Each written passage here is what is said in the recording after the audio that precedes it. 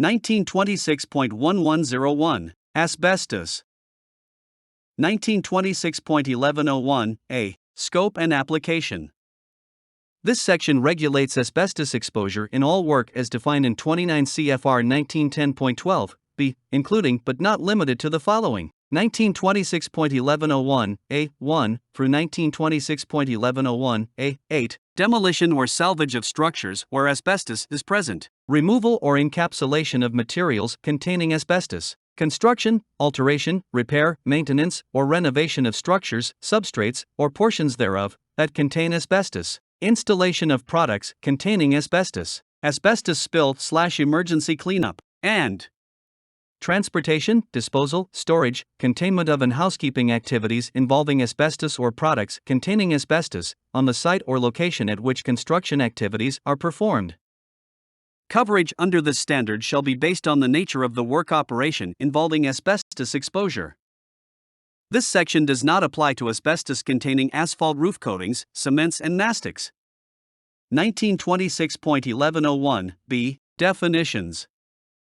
Aggressive method means removal or disturbance of building material by sanding, abrading, grinding, or other method that breaks, crumbles, or disintegrates intact ACM. Amended water means water to which surfactant, wetting agent, has been added to increase the ability of the liquid to penetrate ACM. Asbestos includes chrysotile, amosite, crocitolite, tremolite asbestos, anthophyllite asbestos, actinolite asbestos, and any of these minerals that has been chemically treated and/or altered. For purposes of this standard, asbestos includes PACM, as defined below. Asbestos-containing material, ACM, means any material containing more than 1% asbestos. Assistant Secretary means the Assistant Secretary of Labor for Occupational Safety and Health, U.S. Department of Labor, or designee.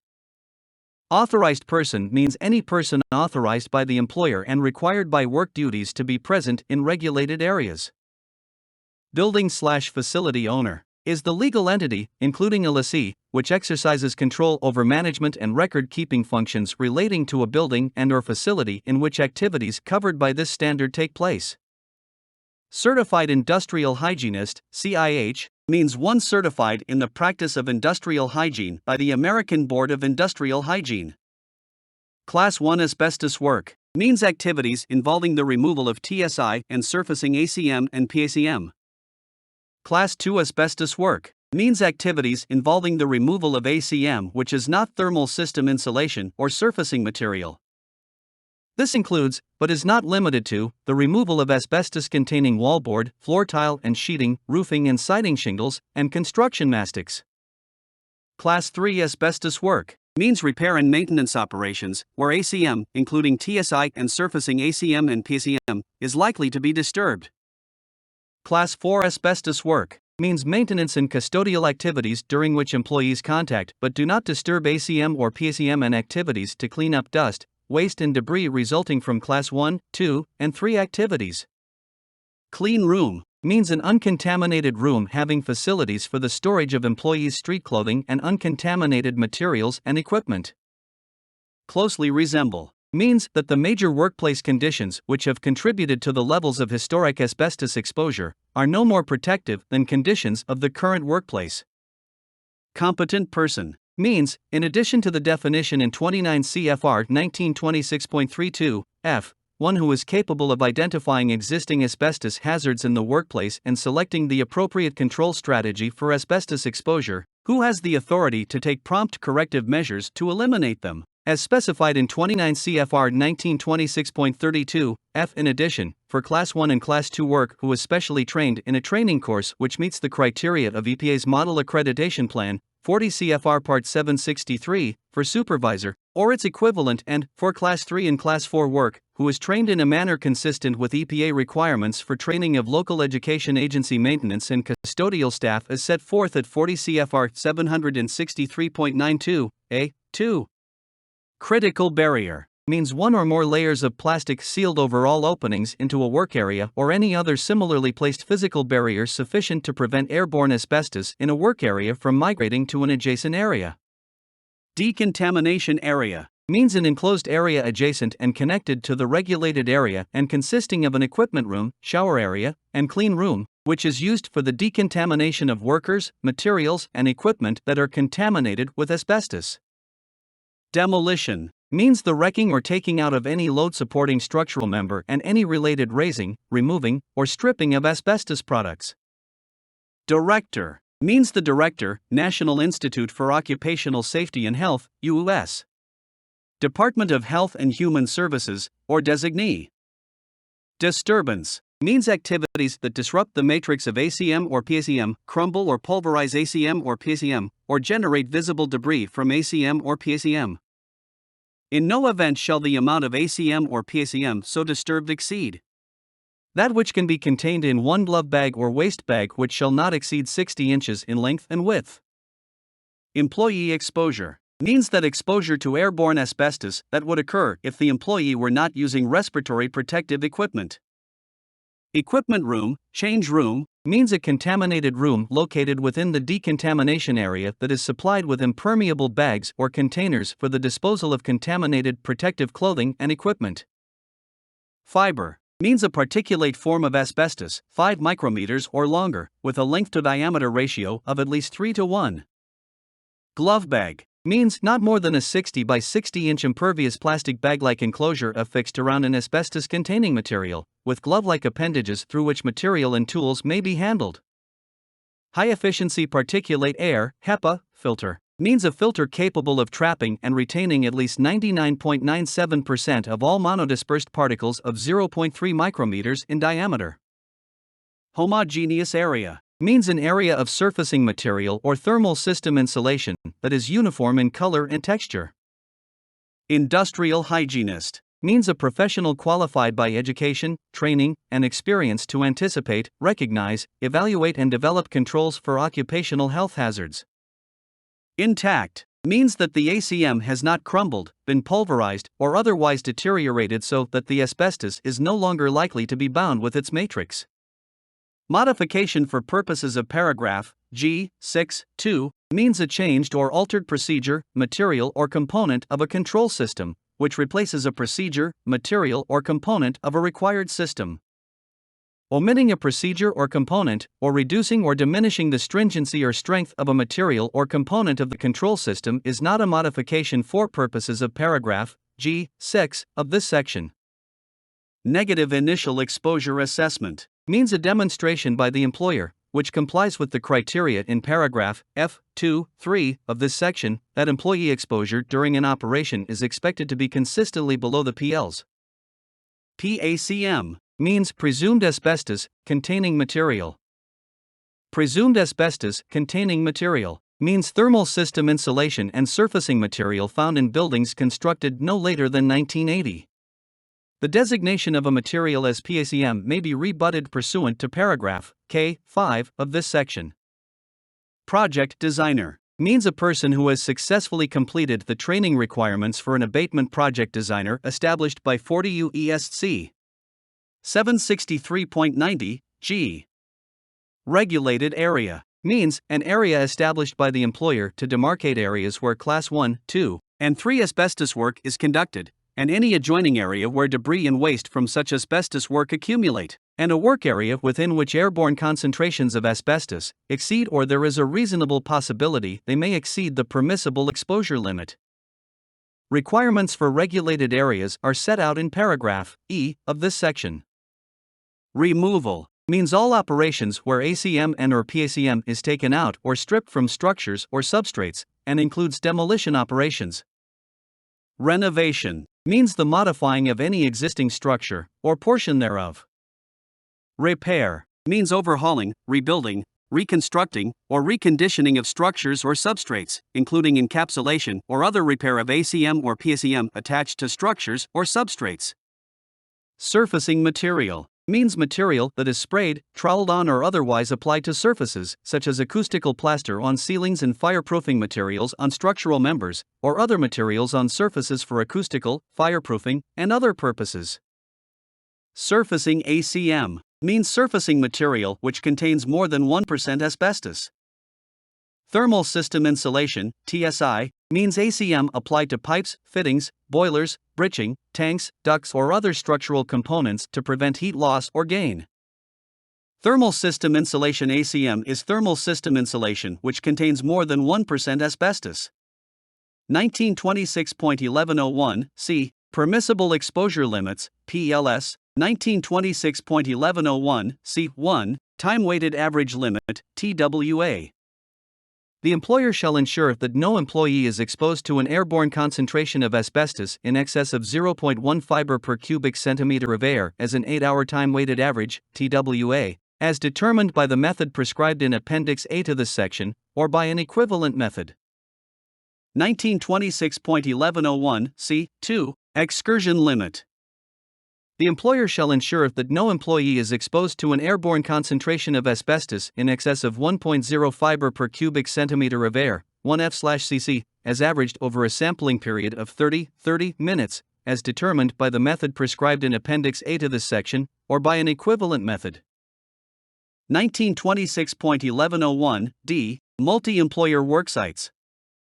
1926.1101 D1. On multi-employer worksites, an employer performing work requiring the establishment of a regulated area shall inform other employers on the site of the nature of the employer's work with asbestos and/or PCM, of the existence of and requirements pertaining to regulated areas, and the measures taken to ensure that employees of such other employers are not exposed to asbestos. 1926.1101 D2. Asbestos hazards at a multi-employer worksite shall be abetted by the contractor who created or controls the source of asbestos contamination. For example, if there is a significant breach of an enclosure containing Class 1 work, the employer responsible for erecting the enclosure shall repair the breach immediately. 1926.1101 D3. In addition, all employers of employees exposed to asbestos hazards shall comply with applicable protective provisions to protect their employees. For example, if employees working immediately adjacent to a Class 1 asbestos job are exposed to asbestos due to the inadequate containment of such job, their employer shall either remove the employees from the area until the enclosure breach is repaired, or perform an initial exposure assessment pursuant to F of this section. 1926.1101 D4. All employers of employees working adjacent to regulated areas established by another employer on a multi-employer worksite shall take steps on a daily basis to ascertain the integrity of the enclosure and/or the effectiveness of the control method relied on by the primary asbestos contractor to assure that asbestos fibers do not migrate to such adjacent areas.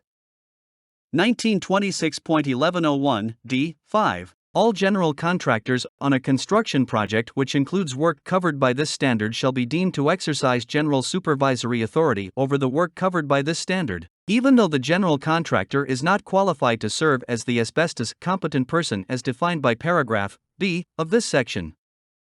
As supervisor of the entire project, the general contractor shall ascertain whether the asbestos contractor is in compliance with this standard, and shall require such contractor to come into compliance with this standard when necessary.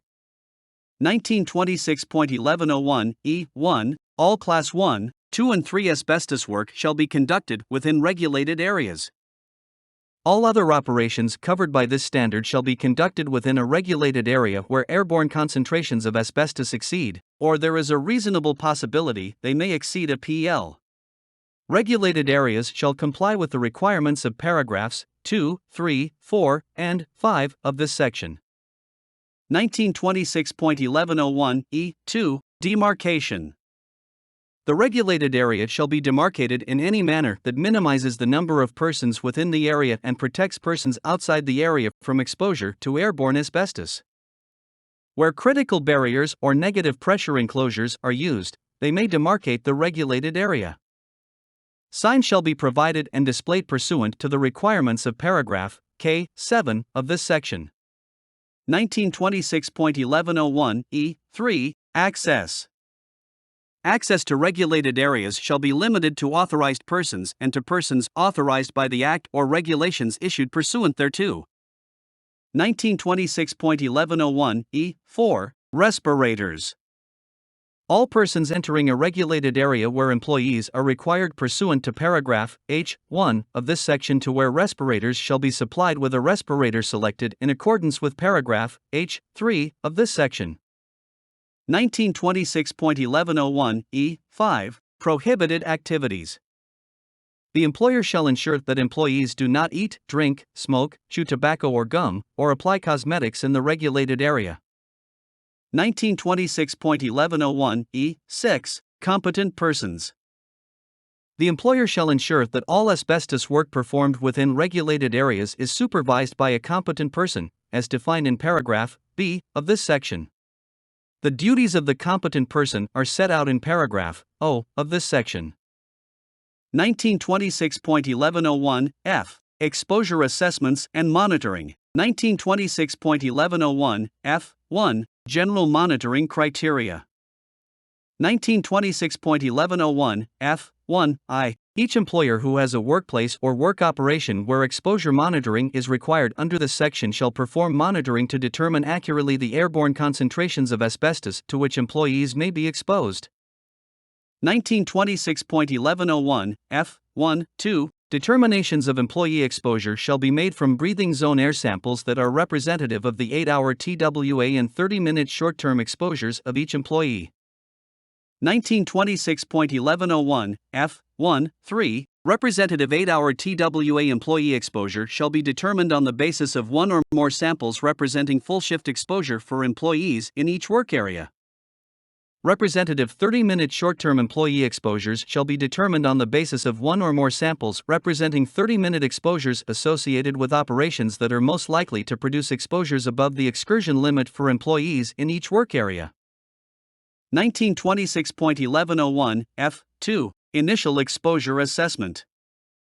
1926.1101(f)(2) Each employer who has a workplace or work operation covered by this standard shall ensure that a competent person conducts an exposure assessment immediately before or at the initiation of the operation to ascertain expected exposures during that operation or workplace.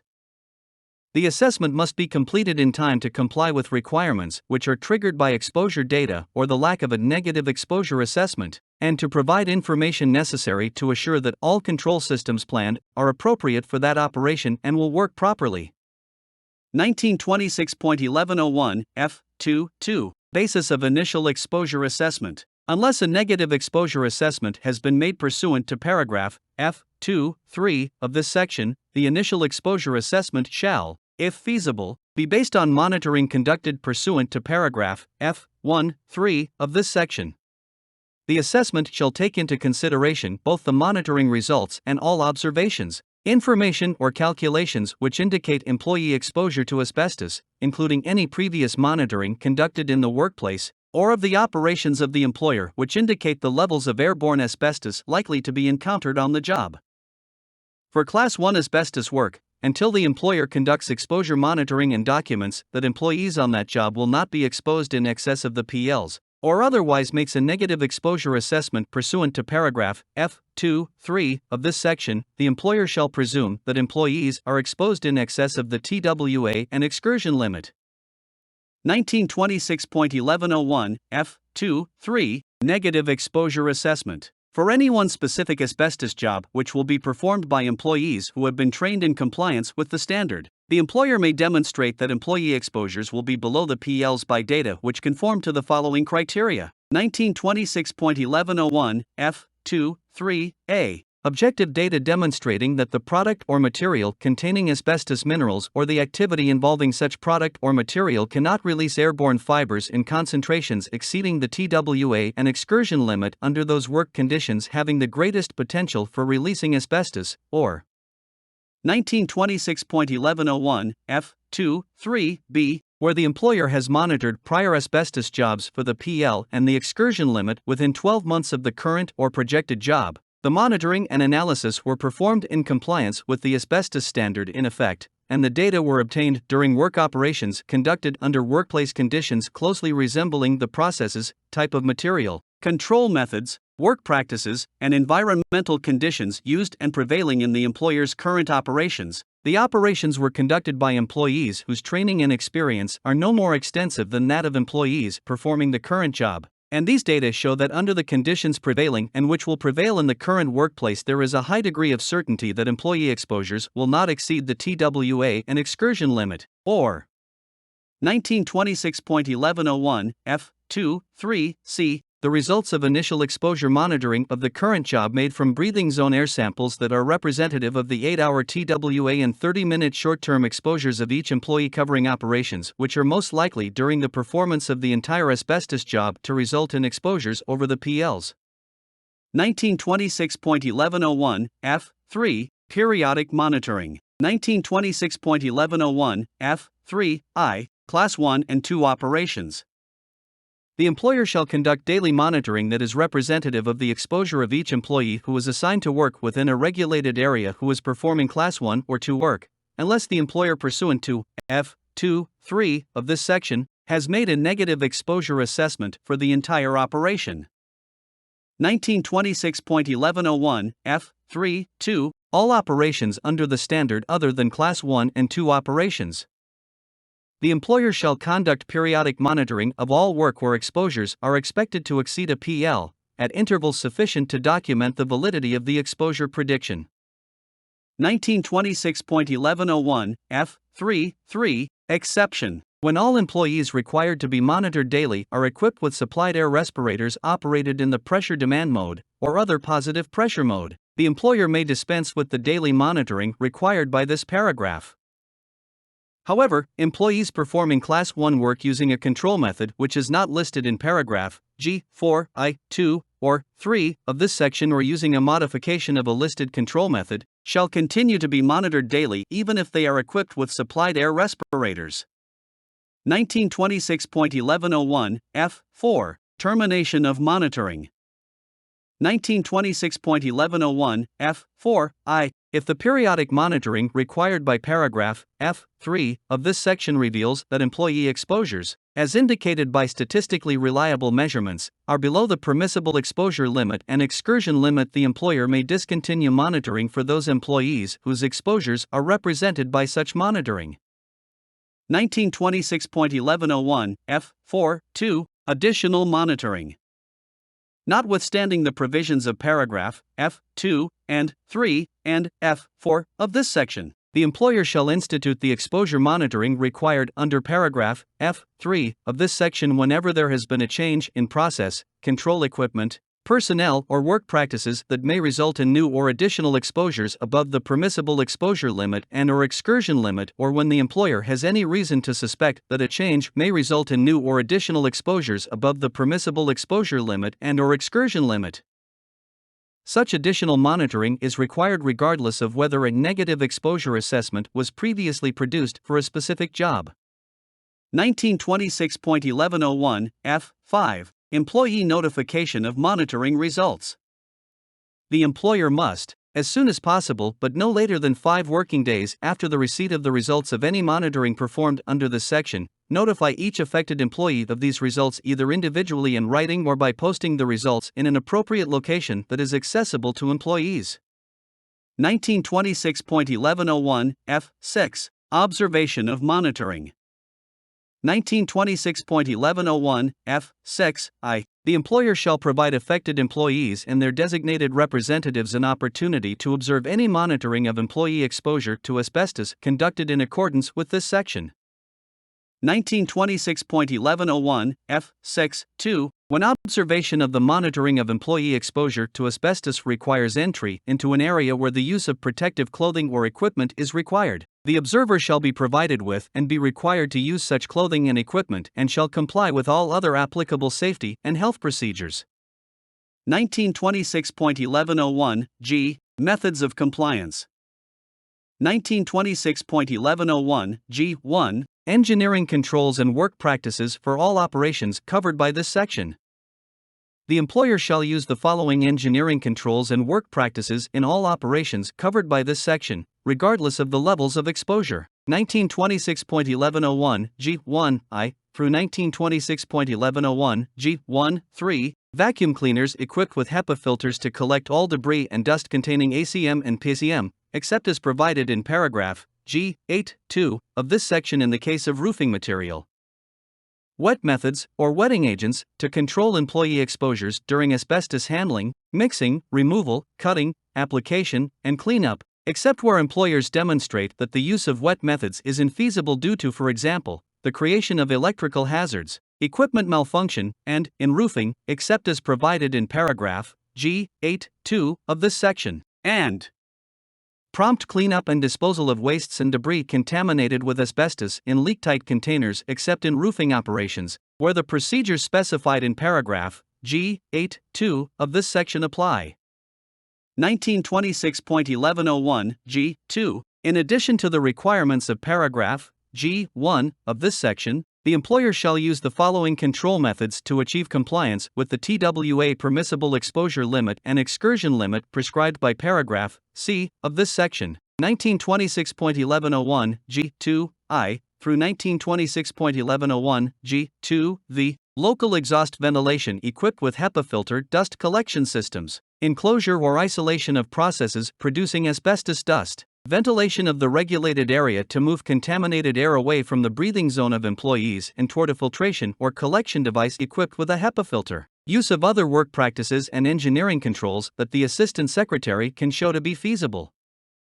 Wherever the feasible engineering and work practice controls described above are not sufficient to reduce employee exposure to or below the permissible exposure limit and/or excursion limit prescribed in paragraph C of this section, the employer shall use them to reduce employee exposure to the lowest levels attainable by these controls and shall supplement them by the use of respiratory protection that complies with the requirements of paragraph H of this section. 1926.1101 G3 Prohibitions. The following work practices and engineering controls shall not be used for work related to asbestos or for work which disturbs ACM or PCM, regardless of measured levels of asbestos exposure or the results of initial exposure assessments. 1926.1101 G3I through 1926.1101 G3-4 high-speed abrasive disc saws that are not equipped with point-of-cut ventilator or enclosures with HEPA-filtered exhaust air. Compressed air used to remove asbestos, or materials containing asbestos, unless the compressed air is used in conjunction with an enclosed ventilation system designed to capture the dust cloud created by the compressed air.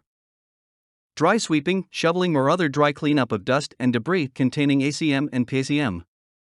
Employee rotation as a means of reducing employee exposure to asbestos. 1926.1101 G4 Class 1 Requirements. In addition to the provisions of paragraphs G1 and 2 of this section, the following engineering controls and work practices and procedures shall be used.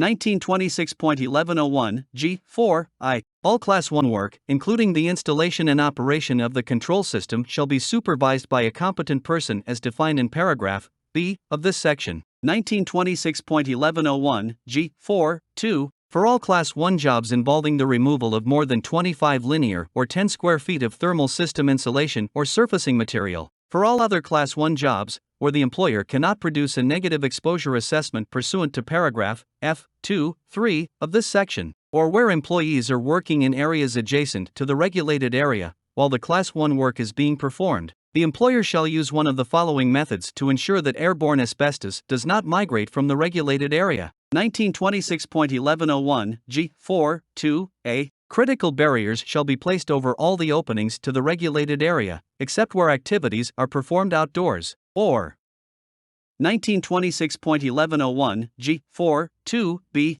The employer shall use another barrier or isolation method which prevents the migration of airborne asbestos from the regulated area, as verified by perimeter area surveillance during each work shift at each boundary of the regulated area, showing no visible asbestos dust, and perimeter area monitoring showing that clearance levels contained in 40 CFR Part 763, Subpt.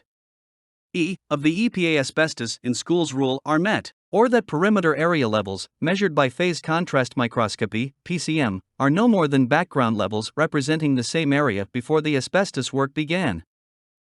The results of such monitoring shall be made known to the employer no later than 24 hours from the end of the work shift represented by such monitoring. Exception, for work completed outdoors where employees are not working in areas adjacent to the regulated areas, this paragraph, G4-2, is satisfied when the specific control methods in paragraph G5 of this section are used. 1926.1101 G4-3. For all Class 1 jobs, HVAC systems shall be isolated in the regulated area by sealing with a double layer of 6 mil plastic or the equivalent. 1926.1101 G4 4. For all Class 1 jobs, impermeable drop cloths shall be placed on surfaces beneath all removal activity. 1926.1101 G4 V. For all Class 1 jobs, all objects within the regulated area shall be covered with impermeable drop cloths or plastic sheeting which is secured by duct tape or an equivalent. 1926.1101 G4 6. For all Class 1 jobs where the employer cannot produce a negative exposure assessment, or where exposure monitoring shows that a PL is exceeded, the employer shall ventilate the regulated area to move contaminated air away from the breathing zone of employees toward a HEPA filtration or collection device. 1926.1101 G5. Specific control methods for Class 1 work. In addition, Class 1 asbestos work shall be performed using one or more of the following control methods pursuant to the limitations stated below. 1926.1101 G5 I. Negative pressure enclosure (NP) systems. NP systems may be used where the configuration of the work area does not make the erection of the enclosure infeasible, with the following specifications and work practices.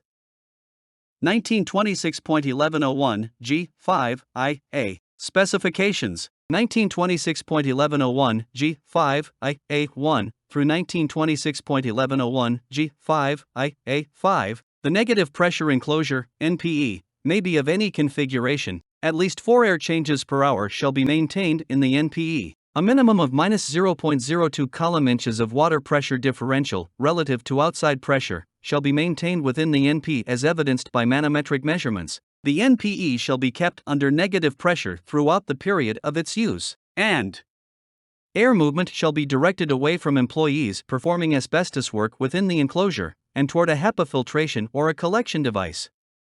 1926.1101 G5 I B. Work practices. 1926.1101 G5 I B1 through 1926.1101 G5 I B2. Before beginning work within the enclosure and at the beginning of each shift, the NPE shall be inspected for breaches and smoke tested for leaks, and any leaks sealed. Electrical circuits in the enclosure shall be deactivated, unless equipped with ground fault circuit interrupters.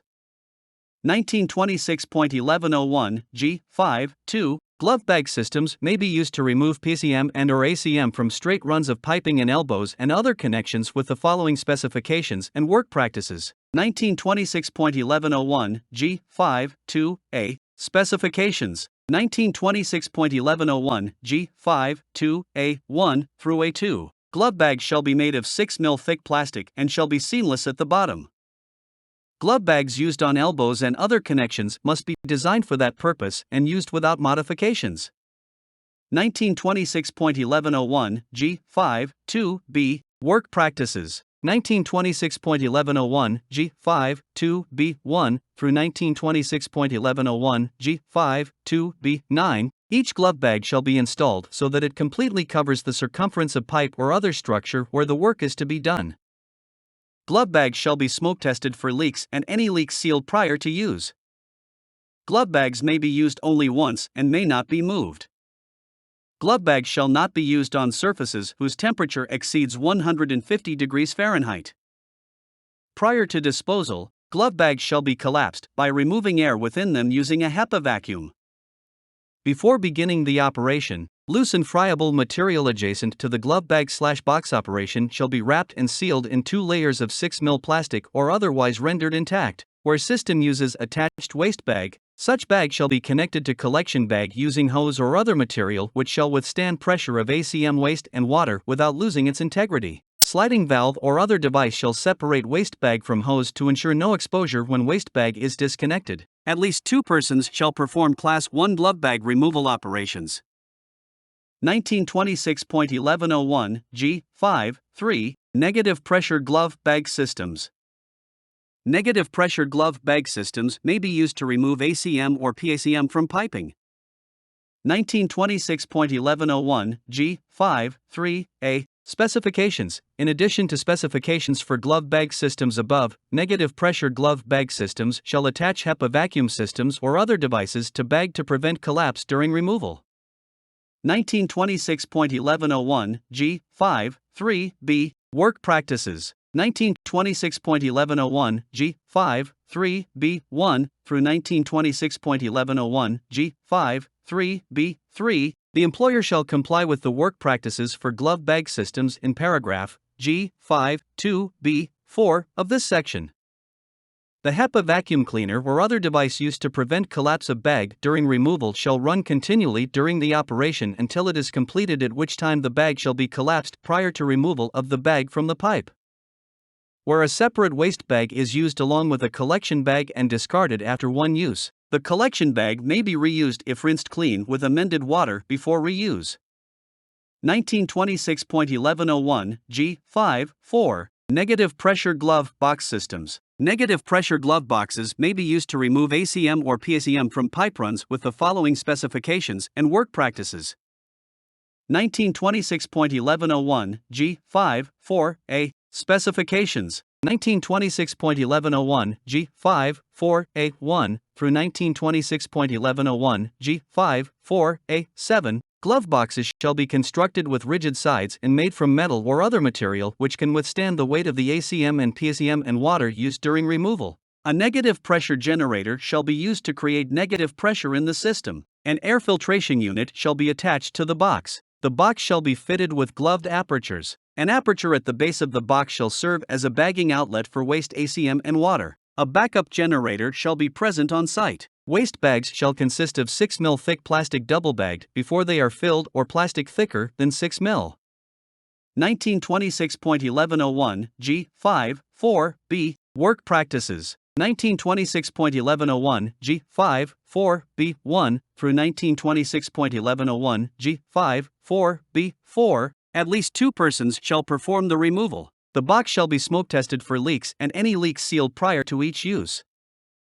Loose or damaged ACM adjacent to the box shall be wrapped and sealed in 2 layers of 6 mm plastic prior to the job, or otherwise made intact prior to the job. A HEPA filtration system shall be used to maintain pressure barrier in box. 1926.1101 G5V Water Spray Process System. A water spray process system may be used for removal of ACM and PACM from cold line piping if employees carrying out such process have completed a 40-hour separate training course in its use, in addition to training required for employees performing Class 1 work. The system shall meet the following specifications and shall be performed by employees using the following work practices.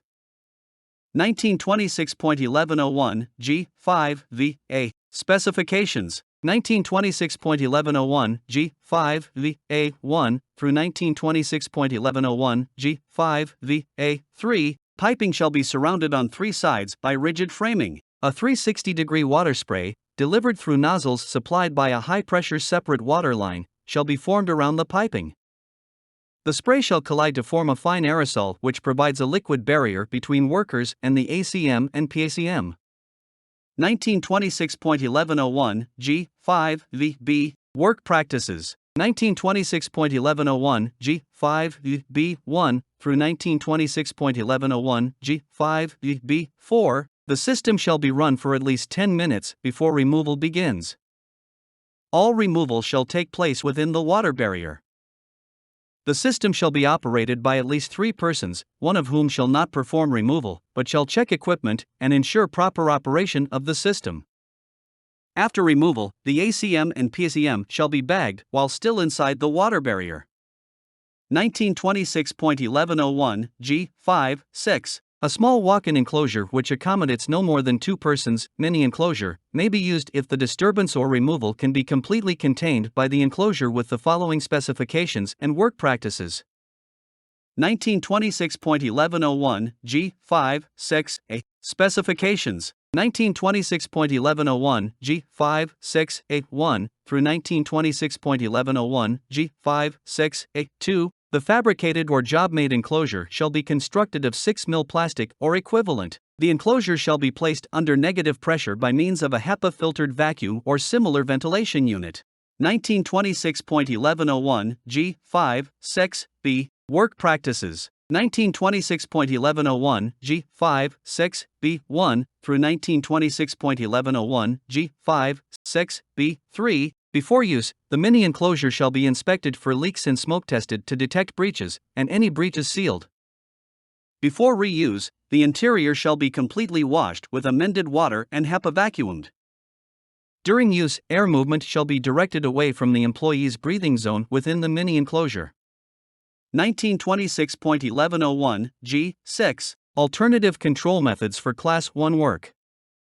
Class 1 work may be performed using a control method which is not referenced in paragraph G5 of this section, or which modifies a control method referenced in paragraph G5 of this section if the following provisions are complied with. 1926.1101 G6 I. The control method shall enclose, contain or isolate the processes or source of airborne asbestos dust, or otherwise capture or redirect such dust before it enters the breathing zone of employees. 1926.1101 G6 2. A certified industrial hygienist or licensed professional engineer who is also qualified as a project designer as defined in paragraph B of this section shall evaluate the work area, the projected work practices and the engineering controls and shall certify in writing that the planned control method is adequate to reduce direct and indirect employee exposure to below the PLs under worst-case conditions of use, and that the planned control method will prevent asbestos contamination outside the regulated area, as measured by clearance sampling which meets the requirements of EPA's asbestos in schools rule issued under AHERA, or perimeter monitoring which meets the criteria in paragraph G4(2)(b) of this section. 1926.1101 G6(2)(a), where the TSI or surfacing material to be removed is 25 linear or 10 square feet or less. The evaluation required in paragraph G6 of this section may be performed by a competent person, and may omit consideration of perimeter or clearance monitoring otherwise required. 1926.1101 G6(2)(b). The evaluation of employee exposure required in paragraph G6 of this section shall include and be based on sampling and analytical data representing employee exposure during the use of such method under worst-case conditions and by employees whose training and experience are equivalent to employees who are to perform the current job. 1926.1101 G7 Work practices and engineering controls for Class 2 work. 1926.1101 G7 I. All Class 2 work shall be supervised by a competent person as defined in paragraph B of this section. 1926.1101 G7 2. For all indoor Class 2 jobs, where the employer has not produced a negative exposure assessment pursuant to paragraph F2(3) of this section, or where during the job, changed conditions indicate there may be exposure above the PL, or where the employer does not remove the ACM in a substantially intact state, the employer shall use one of the following methods to ensure that airborne asbestos does not migrate from the regulated area. 1926.1101 G7 2A through 1926.1101 G7 2C. Critical barriers shall be placed over all openings to the regulated area, or the employer shall use another barrier or isolation method which prevents the migration of airborne asbestos from the regulated area, as verified by perimeter area monitoring or clearance monitoring which meets the criteria set out in paragraph G4(2)(b) of this section. Impermeable drop cloths shall be placed on surfaces beneath all removal activity. 1926.1101 G7 3 Reserved. 1926.1101 G7 4 All Class 2 asbestos work shall be performed using the work practices and requirements set out above in paragraph G1I through G1(3) of this section. 1926.1101 G8 Additional controls for Class 2 work. Class 2 asbestos work shall also be performed by complying with the work practices and controls designated for each type of asbestos work to be performed, set out in this paragraph. Where more than one control method may be used for a type of asbestos work, the employer may choose one or a combination of designated control methods. Class 2 work also may be performed using a method allowed for Class 1 work, except that glove bags and glove boxes are allowed if they fully enclose the Class 2 material to be removed. 1926.1101 G8I For removing vinyl and asphalt flooring materials which contain ACM or for which in buildings constructed no later than 1980, the employer has not verified the absence of ACM pursuant to paragraph G8II of this section. The employer shall ensure that employees comply with the following work practices and that employees are trained in these practices pursuant to paragraph K9. 1926.1101 G8 I.A. through 1926.1101 G8 I. Flooring or its backing shall not be sanded. Vacuums equipped with HEPA filter, disposable dust bag, and metal floor tool, no brush, shall be used to clean floors. Resilient sheeting shall be removed by cutting with wetting of the snip point and wetting during delamination. Rip-up of resilient sheet floor material is prohibited. All scraping of residual adhesive and/or backing shall be performed using wet methods. Dry sweeping is prohibited. Mechanical chipping is prohibited unless performed in a negative pressure enclosure which meets the requirements of paragraph G5I of this section. Tiles shall be removed intact, unless the employer demonstrates that intact removal is not possible. When tiles are heated and can be removed intact, wetting may be omitted. Resilient flooring material including associated mastic and backing shall be assumed to be asbestos-containing unless an industrial hygienist determines that it is asbestos-free using recognized analytical techniques. 1926.1101 G8.2 For removing roofing material which contains ACM, the employer shall ensure that the following work practices are followed. 1926.1101 G8.2a through 1926.1101 G8.2d Roofing material shall be removed in an intact state to the extent feasible. What method shall be used to remove roofing materials that are not intact, or that will be rendered not intact during removal, unless such wet methods are not feasible or will create safety hazards? Cutting machines shall be continuously misted during use, unless a competent person determines that misting substantially decreases worker safety.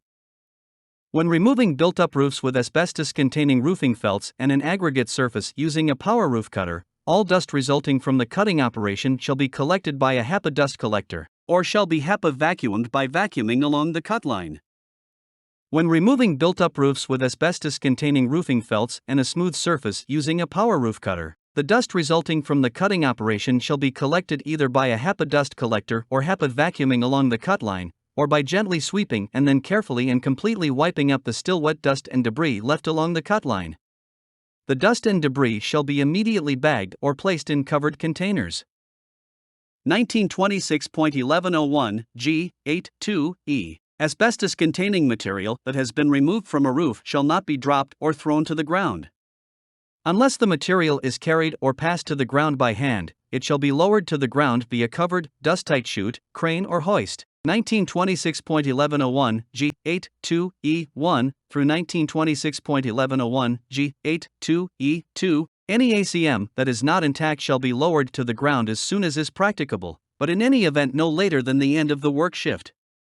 While the material remains on the roof, it shall either be kept wet, placed in an impermeable waste bag, or wrapped in plastic sheeting. Intact ACM shall be lowered to the ground as soon as is practicable, but in any event no later than the end of the work shift. 1926.1101 G8.2f Upon being lowered, unwrapped material shall be transferred to a closed receptacle in such manner so as to preclude the dispersion of dust. 1926.1101 G8.2g Roof-level heating and ventilation air intake sources shall be isolated or the ventilation system shall be shut down. 1926.1101 G8.2h Notwithstanding any other provision of this section, removal or repair of sections of intact roofing less than 25 square feet in area does not require use of wet methods or HEPA vacuuming as long as manual methods which do not render the material non-intact are used to remove the material and no visible dust is created by the removal method used. In determining whether a job involves less than 25 square feet, the employer shall include all removal and repair work performed on the same roof on the same day. 1926.1101 G8.3 When removing cementitious asbestos-containing siding and shingles or transite panels containing ACM on building exteriors, other than roofs, where paragraph G8.2 of this section applies, the employer shall ensure that the following work practices are followed. 1926.1101 G8.3a through 1926.1101 G8.3d cutting, abrading or breaking siding, shingles, or transite panels shall be prohibited unless the employer can demonstrate that methods less likely to result in asbestos fiber release cannot be used. Each panel or shingle shall be sprayed with amended water prior to removal. Unwrapped or unbagged panels or shingles shall be immediately lowered to the ground via covered dust-tight chute, crane or hoist, or placed in an impervious waste bag or wrapped in plastic sheeting and lowered to the ground no later than the end of the work shift. Nails shall be cut with flat, sharp instruments. 1926.1101 G. 8.4. When removing gaskets containing ACM, the employer shall ensure that the following work practices are followed. 1926.1101 G. 8.4a through 1926.1101 G. 8.4d. If a gasket is visibly deteriorated and unlikely to be removed intact, removal shall be undertaken within a glove bag as described in paragraph G. 5.2 of this section. Reserved, the gasket shall be immediately placed in a disposal container. Any scraping to remove residue must be performed wet. 1926.1101 G. 8v. When performing any other Class II removal of asbestos containing material for which specific controls have not been listed in paragraph G. 8i through 4 of this section, the employer shall ensure that the following work practices are complied with. 1926.1101 G. 8v. through 1926.1101 G. 8v. The material shall be thoroughly wetted with amended water prior to and during its removal. The material shall be removed in an intact state unless the employer demonstrates that intact removal is not possible.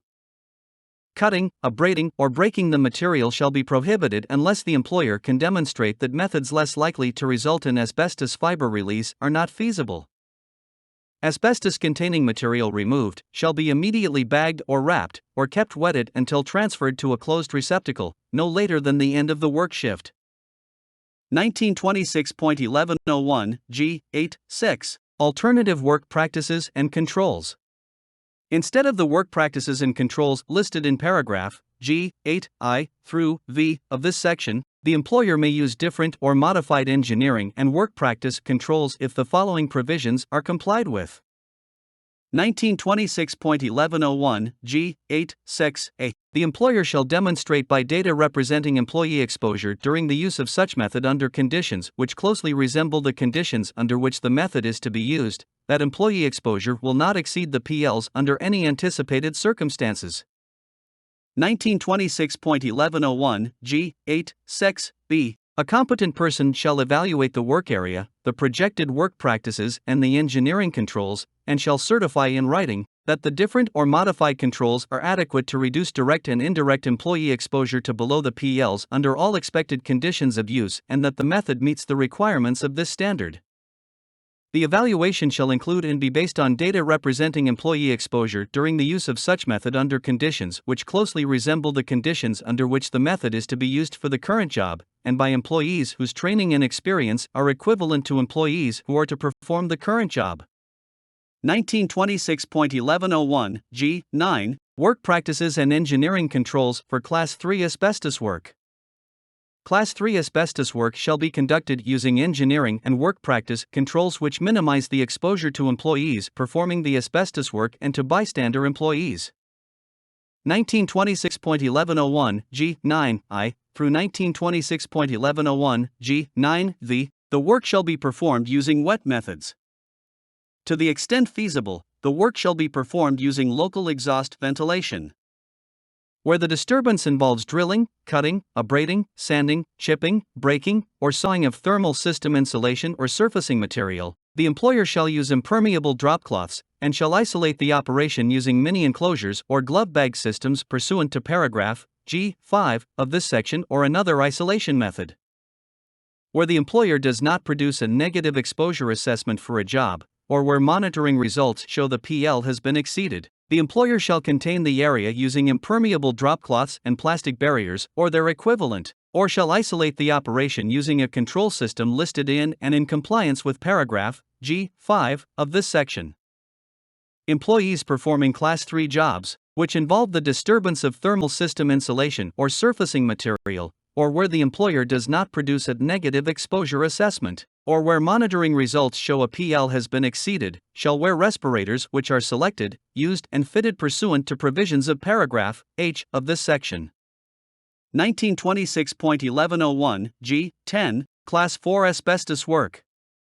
Class 4 asbestos jobs shall be conducted by employees trained pursuant to the Asbestos Awareness Training Program set out in paragraph K. 9 of this section.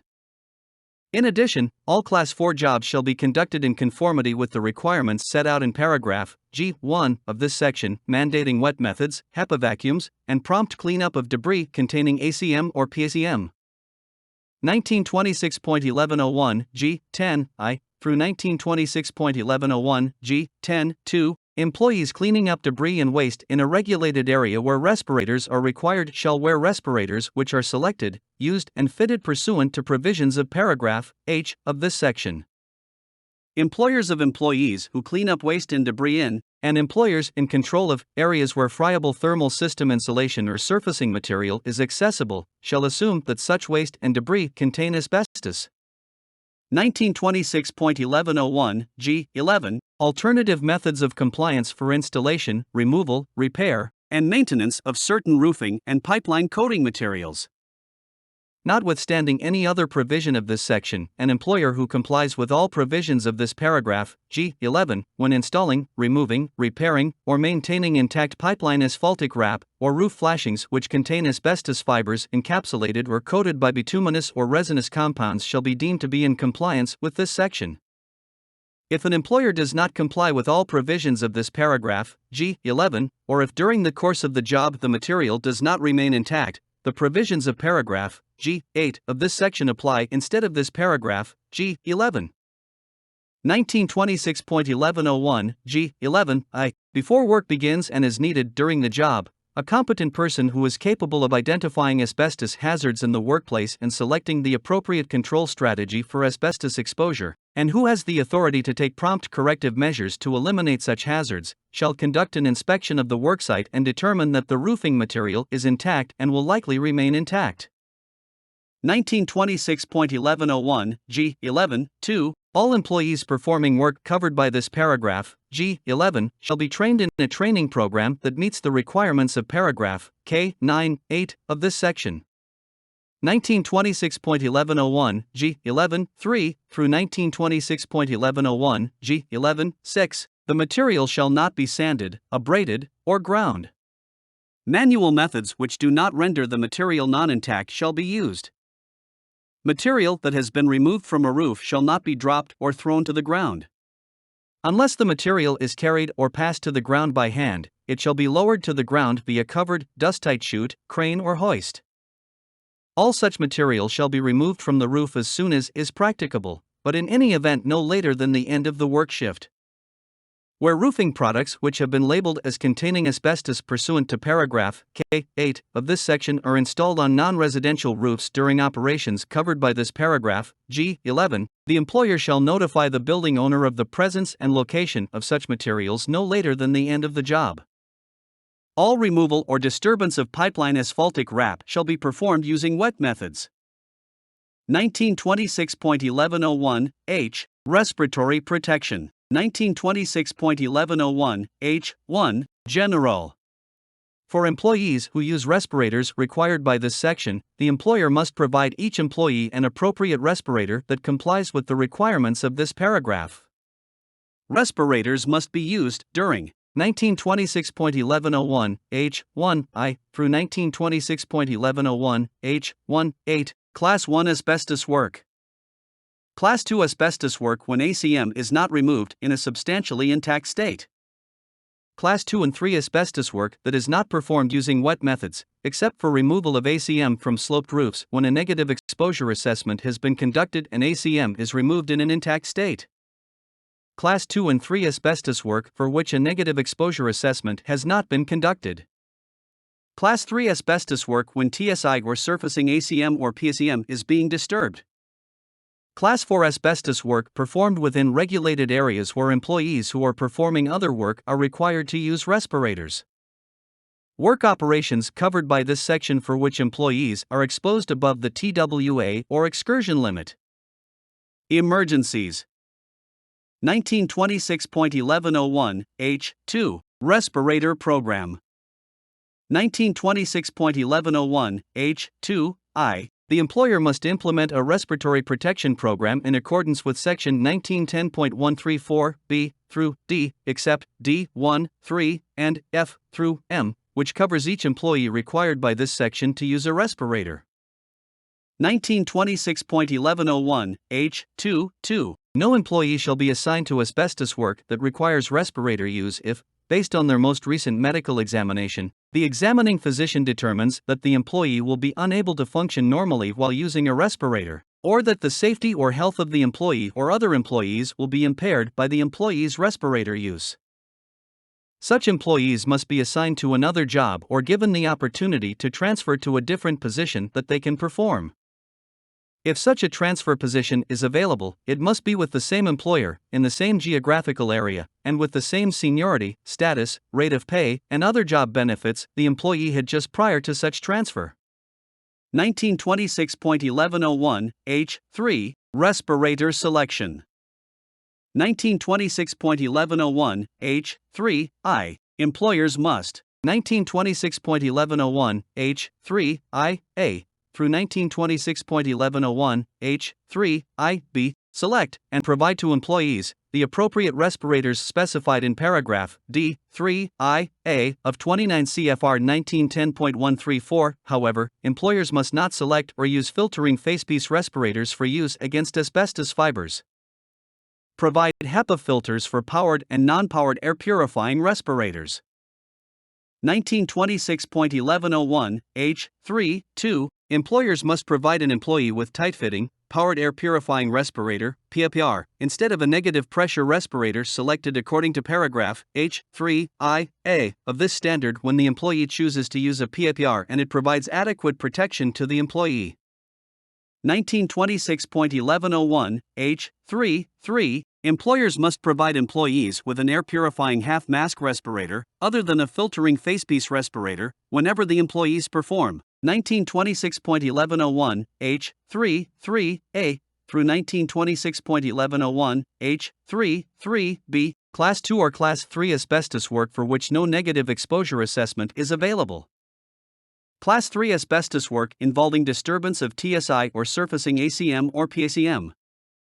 1926.1101, H3, 4. Employers must provide employees with. 1926.1101, H3, 4A. A tight-fitting powered air purifying respirator or a full face piece, supplied air respirator operated in the pressure demand mode and equipped with either HEPA egress cartridges or an auxiliary positive pressure, self-contained breathing apparatus, SCBA. Whenever the employees are in a regulated area performing Class 1 asbestos work for which a negative exposure assessment is not available and the exposure assessment indicates that the exposure level will be at or below 1F/cc as an 8-hour time-weighted average, TWA. 1926.1101, H3, 4B. A full facepiece supplied air respirator operated in the pressure demand mode and equipped with an auxiliary positive pressure SCBA whenever the employees are in a regulated area performing Class 1 asbestos work for which a negative exposure assessment is not available and the exposure assessment indicates that the exposure level will be above 1F/cc as an 8-hour TWA. 1926.1101, I. Protective clothing. 1926.1101, I-1, General. The employer shall provide or require the use of protective clothing, such as coveralls or similar whole-body clothing, head coverings, gloves, and foot coverings for any employee exposed to airborne concentrations of asbestos that exceed the TWA and or excursion limit prescribed in paragraph C of this section, or for which a required negative exposure assessment is not produced, or for any employee performing Class 1 operations which involve the removal of over 25 linear or 10 square feet of TSI or surfacing ACM and PACM. 1926.1101, I-2, Laundering. 1926.1101, I-2, I, through 1926.1101, I-2, the employer shall ensure that laundering of contaminated clothing is done so as to prevent the release of airborne asbestos in excess of the TWA or excursion limit prescribed in paragraph C of this section. Any employer who gives contaminated clothing to another person for laundering shall inform such person of the requirement in paragraph I-2 I of this section to effectively prevent the release of airborne asbestos in excess of the TWA and excursion limit prescribed in paragraph C of this section. 1926.1101 I. 3. Contaminated clothing. Contaminated clothing shall be transported in sealed impermeable bags or other closed, impermeable containers and be labeled in accordance with paragraph K of this section. 1926.1101 I. 4. Inspection of protective clothing. 1926.1101 I. 4 I. The competent person shall examine worksuits worn by employees at least once per workshift for rips or tears that may occur during performance of work. 1926.1101 I. 4 2. When rips or tears are detected while an employee is working, rips and tears shall be immediately mended, or the worksuit shall be immediately replaced. 1926.1101 J. Hygiene facilities and practices for employees. 1926.1101 J. 1. Requirements for employees performing Class 1 asbestos jobs involving over 25 linear or 10 square feet of TSI or surfacing ACM and PCM. 1926.1101 J. 1 I. Decontamination areas. The employer shall establish a decontamination area that is adjacent and connected to the regulated area for the decontamination of such employees. The decontamination area shall consist of an equipment room, shower area, and clean room in series. The employer shall ensure that employees enter and exit the regulated area through the decontamination area. 1926.1101 J. 1 I. A. Equipment room. The equipment room shall be supplied with impermeable, labeled bags and containers for the containment and disposal of contaminated protective equipment. 1926.1101 J. 1 I. B. Shower area. Shower facilities shall be provided which comply with 29 CFR 1910.141 D3 unless the employer can demonstrate that they are not feasible. The shower shall be adjacent both to the equipment room and the clean room, unless the employer can demonstrate that this location is not feasible. Where the employer can demonstrate that it is not feasible to locate the shower between the equipment room and the clean room, or where the work is performed outdoors, the employer shall ensure that employees 1926.1101 J. 1 I. B. 1 through 1926.1101 J. 1 I. B. 2 remove asbestos contamination from their worksuits in the equipment room using a HEPA vacuum before proceeding to a shower that is not adjacent to the work area, or remove their contaminated worksuits in the equipment room, then don clean worksuits, and proceed to a shower that is not adjacent to the work area. 1926.1101 J. 1 I. C. Clean change room. The clean room shall be equipped with a locker or appropriate storage container for each employee's use. When the employer can demonstrate that it is not feasible to provide a clean change area adjacent to the work area or where the work is performed outdoors, the employer may permit employees engaged in Class 1 asbestos jobs to clean their protective clothing with a portable HEPA-equipped vacuum before such employees leave the regulated area. Following showering, such employees, however, must then change into street clothing in clean change areas provided by the employer which otherwise meet the requirements of this section. 1926.1101 J. 1 2 Decontamination area entry procedures. The employer shall ensure that employees 1926.1101 J. 1 2 A through 1926.1101 J. 1 2 D enter the decontamination area through the clean room, remove and deposit street clothing within a locker provided for their use, and put on protective clothing and respiratory protection before leaving the clean room. Before entering the regulated area, the employer shall ensure that employees pass through the equipment room. 1926.1101 J. 1 3 Decontamination area exit procedures.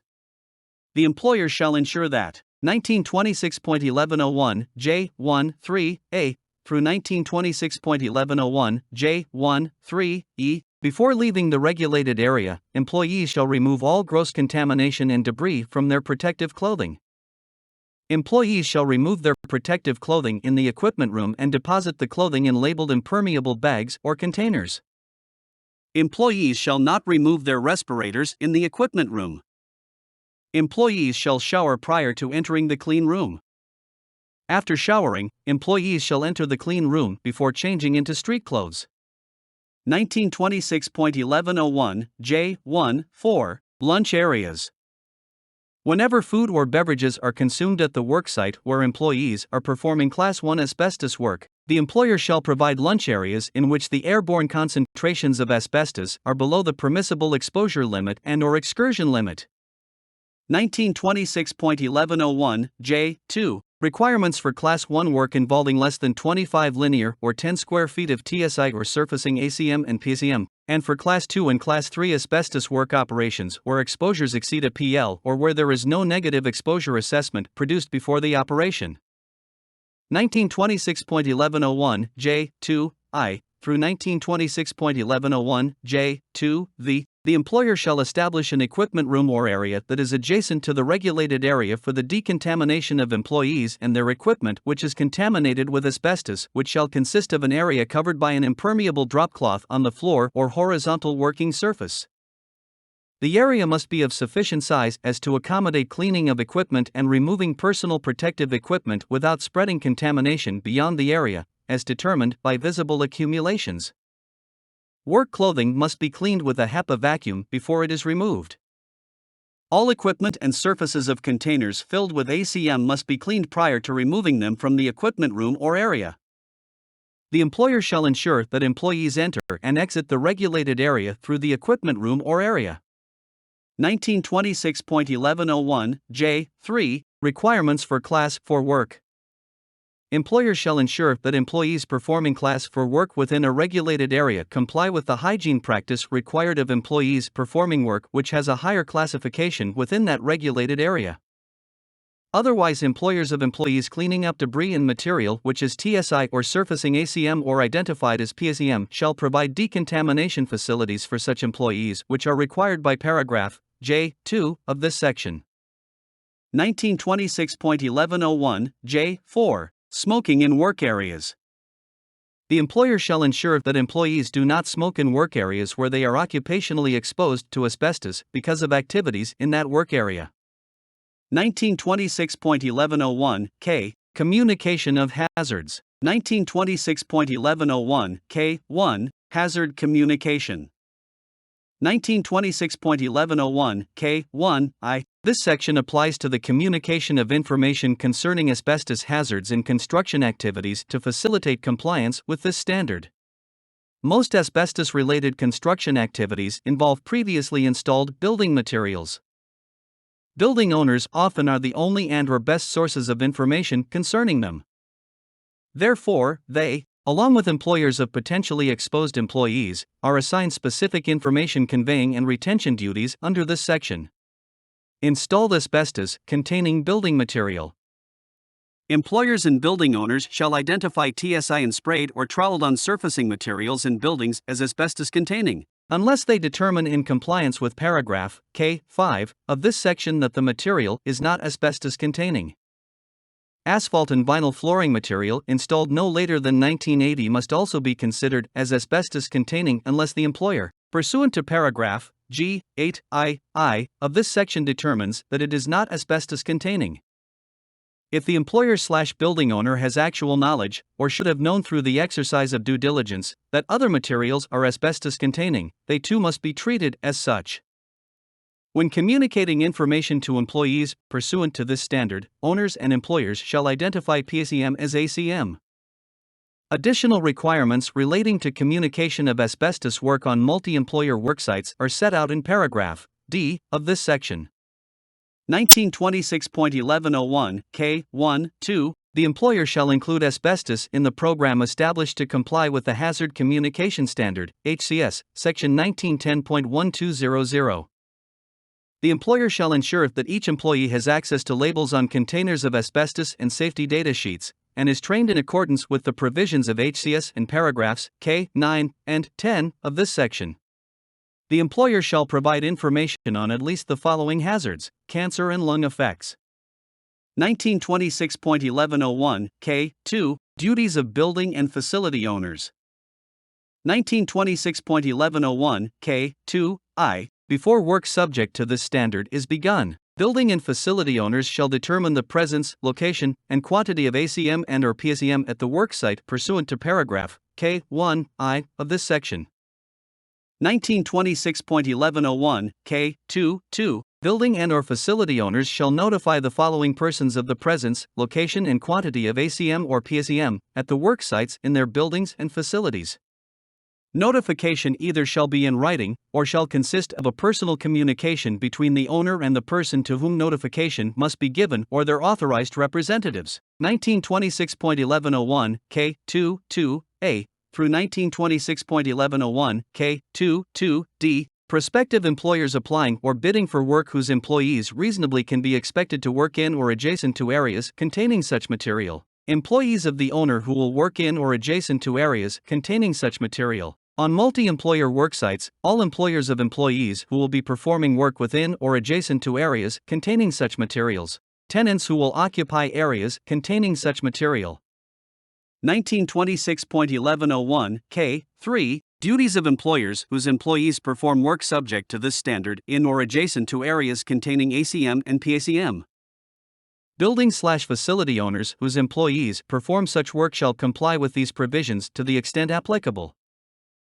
1926.1101 K3I Before work in areas containing ACM and PACM is begun, employers shall identify the presence, location, and quantity of ACM and/or PACM therein pursuant to paragraph K1I of this section. 1926.1101 K3(2) Before work under this standard is performed, employers of employees who will perform such work shall inform the following persons of the location and quantity of ACM and/or PACM present in the area and the precautions to be taken to ensure that airborne asbestos is confined to the area.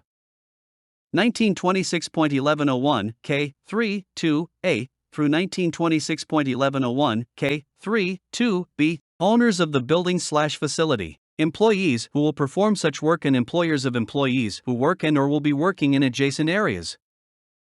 Within 10 days of the completion of such work, the employer whose employees have performed work subject to this standard shall inform the building/facility owner and employers of employees who will be working in the area of the current location and quantity of PACM and/or ACM remaining in the area and final monitoring results, if any. 1926.1101 K4 In addition to the above requirements, all employers who discover ACM and/or PACM on a worksite shall convey information concerning the presence, location, and quantity of such newly discovered ACM and/or PACM to the owner and to other employers of employees working at the worksite within 24 hours of the discovery. 1926.1101 K5 Criteria to rebut the designation of installed material as PACM. 1926.1101 K5I At any time, an employer and/or building owner may demonstrate, for purposes of this standard, that PACM does not contain asbestos. Building owners and/or employers are not required to communicate information about the presence of building material for which such a demonstration pursuant to the requirements of paragraph K5(2) of this section has been made. However, in all such cases, the information, data, and analysis supporting the determination that PACM does not contain asbestos shall be retained pursuant to paragraph N of this section. 1926.1101 K5(2) An employer or owner may demonstrate that PACM does not contain more than 1% asbestos by the following. 1926.1101 K5(2)a Having a completed inspection conducted pursuant to the requirements of OSHA 40 CFR Part 763, Subpart E, which demonstrates that the material is not ACM, or 1926.1101 K5(2)b Performing tests of the material containing PACM which demonstrate that no ACM is present in the material. Such tests shall include analysis of bulk samples collected in the manner described in 40 CFR 763.86. The tests, evaluation, and sample collection shall be conducted by an accredited inspector or by a CIH.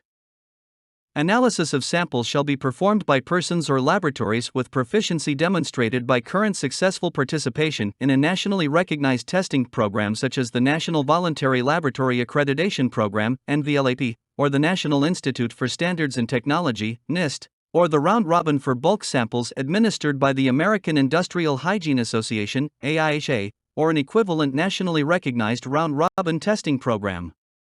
1926.1101, K. 5, 3, the employer and/or building owner may demonstrate that flooring material, including associated mastic and backing, does not contain asbestos, by a determination of an industrial hygienist based upon recognized analytical techniques showing that the material is not ACM. 1926.1101, K. 6, at the entrance to mechanical rooms/areas in which employees reasonably can be expected to enter and which contain ACM and/or PCM, the building owner shall post signs which identify the material which is present, its location, and appropriate work practices which, if followed, will ensure that ACM and/or PCM will not be disturbed. The employer shall ensure, to the extent feasible, that employees who come in contact with these signs can comprehend them. Means to ensure employee comprehension may include the use of foreign languages, pictographs, graphics, and awareness training. 1926.1101, K. 7, signs. 1926.1101, K. 7, I. Warning signs that demarcate the regulated area shall be provided and displayed at each location where a regulated area is required to be established by paragraph E of this section. Signs shall be posted at such a distance from such a location that an employee may read the signs and take necessary protective steps before entering the area marked by the signs. 1926.1101, K. 7, 2, the warning signs required by paragraph K. 7 of this section shall bear the following information. 1926.1101, K. 7, 2, A, danger. Asbestos may cause cancer. Causes damage to lungs. Authorized personnel only.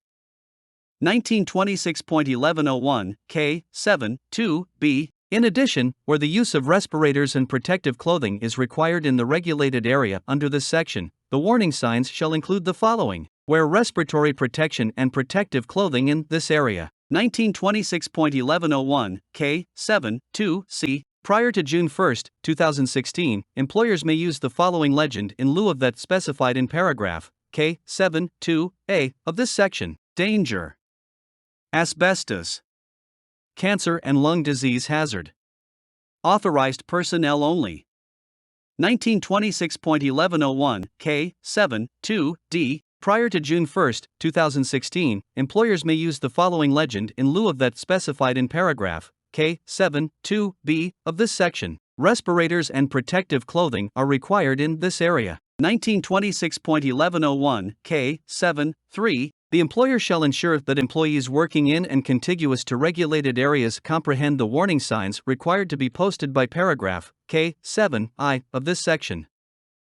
Means to ensure employee comprehension may include the use of foreign languages, pictographs, and graphics. 1926.1101, K. 8, labels. 1926.1101, K. 8, I, through 1926.1101, K. 8, 3, labels shall be affixed to all products containing asbestos and to all containers containing such products, including waste containers. Where feasible, installed asbestos products shall contain a visible label. The employer shall ensure that such labels comply with paragraphs K of this section. The employer shall ensure that labels of bags or containers of protective clothing and equipment, scrap, waste, and debris containing asbestos fibers bear the following information: danger. Contains asbestos fibers. May cause cancer. Causes damage to lungs. Do not breathe dust. Avoid creating dust. 1926.1101, K. 8, 4, A. Prior to June 1, 2015, employers may include the following information on raw materials, mixtures or labels of bags or containers of protective clothing and equipment, scrap, waste, and debris containing asbestos fibers in lieu of the labeling requirements in paragraphs K. 8, 2 and K. 8, 3 of this section. Danger. Contains asbestos fibers. Avoid creating dust. Cancer and lung disease hazard. 1926.1101, K. 8, 4, B. Labels shall also contain a warning statement against breathing asbestos fibers. 1926.1101, K. 8, V. Reserved. 1926.1101, K. 8, 6. The provisions for labels required by paragraphs K. 8, I through K. 8, 3 of this section do not apply where 1926.1101 K8 6A through 1926.1101 K8 6B. Asbestos fibers have been modified by a bonding agent, coating, binder, or other material, provided that the manufacturer can demonstrate that, during any reasonably foreseeable use, handling, storage, disposal, processing, or transportation, no airborne concentrations of asbestos fibers in excess of the permissible exposure limit and/or excursion limit will be released, or asbestos is present in a product in concentrations less than 1%. 1926.1101 K8 7. When a building owner or employer identifies previously installed PCM and/or ACM, labels or signs shall be affixed or posted so that employees will be notified of what materials contain PCM and/or ACM. The employer shall attach such labels in areas where they will clearly be noticed by employees who are likely to be exposed, such as at the entrance to mechanical room/areas. Signs required by paragraph K6 of this section may be posted in lieu of labels so long as they contain information required for labeling. The employer shall ensure, to the extent feasible, that employees who come in contact with these signs or labels can comprehend them. Means to ensure employee comprehension may include the use of foreign languages, pictographs, graphics, and awareness training. 1926.1101 K9 Employee Information and Training. 1926.1101 K9I through 1926.1101 K9 3. The employer shall train each employee who is likely to be exposed in excess of a PL, and each employee who performs Class 1 through 4 asbestos operations, in accordance with the requirements of this section. Such training shall be conducted at no cost to the employee. The employer shall institute a training program and ensure employee participation in the program. Training shall be provided prior to or at the time of initial assignment and at least annually thereafter. Training for Class 1 operations and for Class 2 operations that require the use of critical barriers or equivalent isolation methods and/or negative pressure enclosures under this section shall be the equivalent in curriculum, training method, and length to the EPA Model Accreditation Plan, MAP, Asbestos Abatement Workers Training, 40 CFR Part 763, Subpart E, Appendix C. 1926.1101 K9 4. Training for other Class 2 work. 1926.1101 K9 4A through 1926.1101 K9 4C. For work with asbestos containing roofing materials, flooring materials, siding materials, ceiling tiles, or transite panels, training shall include at a minimum all the elements included in paragraph K9 8 of this section and in addition, the specific work practices and engineering controls set forth in paragraph G of this section which specifically relate to that category.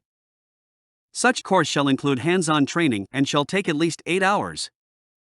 An employee who works with more than one of the categories of material specified in paragraph K9 4A of this section shall receive training in the work practices applicable to each category of material that the employee removes and each removal method that the employee uses.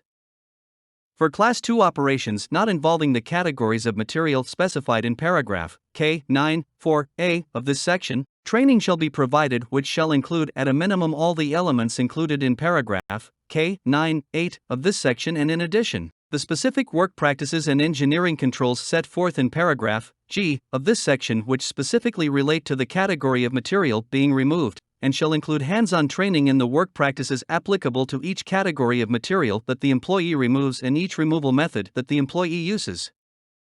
1926.1101 K9V. Training for Class 3 employees shall be consistent with EPA requirements for training of local education agency maintenance and custodial staff as set forth at 40 CFR 763.92, A2. Such a course shall also include hands-on training and shall take at least 16 hours. Exception, for Class 3 operations for which the competent person determines that the EPA curriculum does not adequately cover the training needed to perform that activity, training shall include as a minimum all the elements included in paragraph K9 8 of this section and in addition, the specific work practices and engineering controls set forth in paragraph G of this section which specifically relate to that activity, and shall include hands-on training in the work practices applicable to each category of material that the employee disturbs.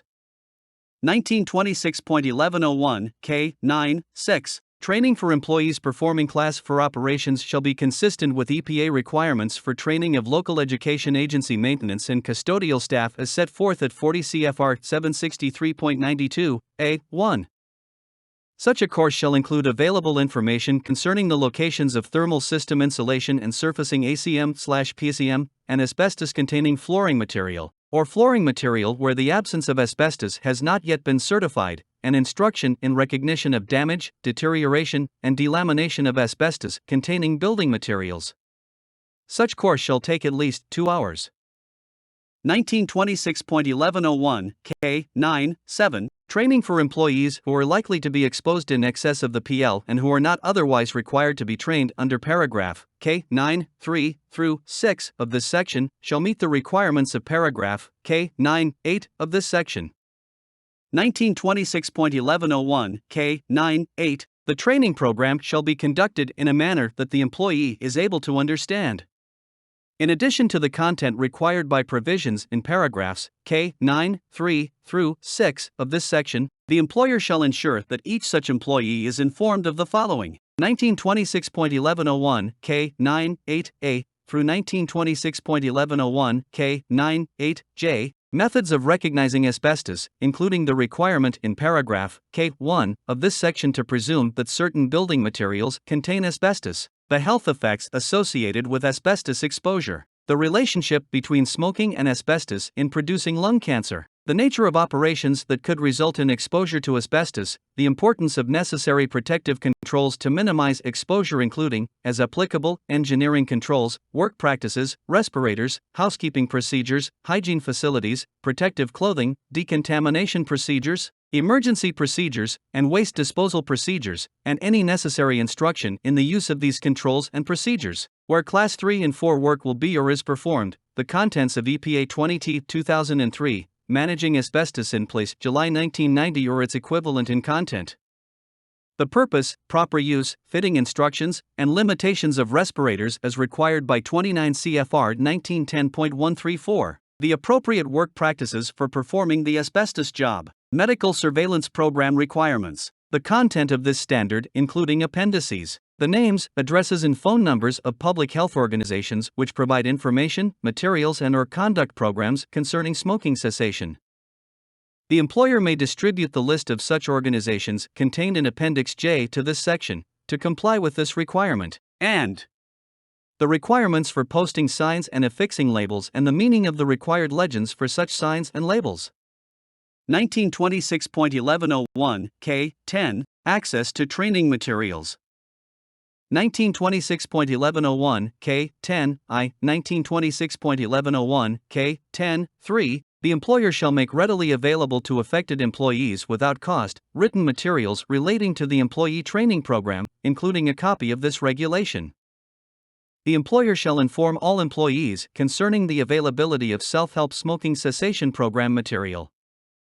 Upon employee request, the employer shall distribute such material, consisting of NIH Publication No. 89-1647, or equivalent self-help material, which is approved or published by a public health organization listed in Appendix J to this section. 1926.1101, L. Housekeeping. 1926.1101, L1. Vacuuming. Where vacuuming methods are selected, HEPA-filtered vacuuming equipment must be used. The equipment shall be used and emptied in a manner that minimizes the re-entry of asbestos into the workplace. 1926.1101, L2. Waste disposal. Asbestos waste, scrap, debris, bags, containers, equipment, and contaminated clothing consigned for disposal shall be collected and disposed of in sealed, labeled, impermeable bags or other closed, labeled, impermeable containers except in roofing operations, where the procedures specified in paragraph G8(2) of this section apply.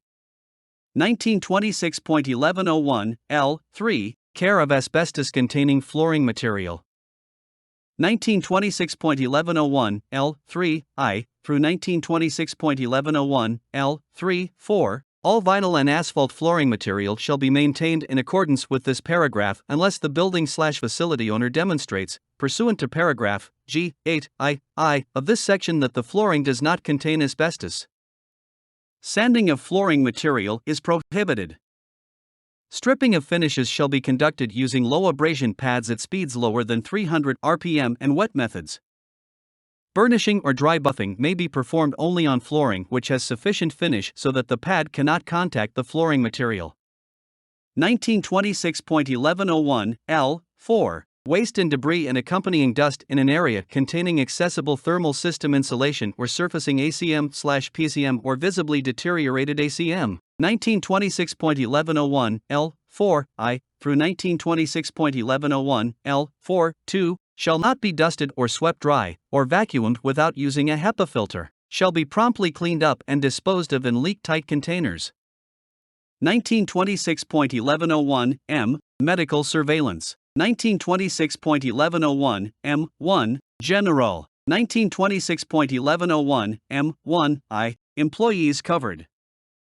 1926.1101 M1I-A through 1926.1101 M1I-B. The employer shall institute a medical surveillance program for all employees who for a combined total of 30 or more days per year are engaged in Class 1, 2 and 3 work or are exposed at or above a permissible exposure limit.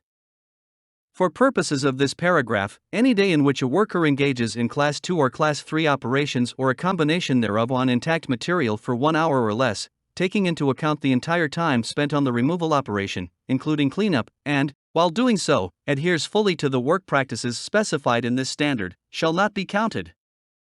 For employees otherwise required by this standard to wear a negative pressure respirator, employers shall ensure employees are physically able to perform the work and use the equipment. This determination shall be made under the supervision of a physician. 1926.1101 M1-2 Examination. 1926.1101 M1-2A through 1926.1101 M1-2B. The employer shall ensure that all medical examinations and procedures are performed by or under the supervision of a licensed physician and are provided at no cost to the employee and at a reasonable time and place. Persons other than such licensed physicians who administer the pulmonary function testing required by this section shall complete a training course in spirometry sponsored by an appropriate academic or professional institution.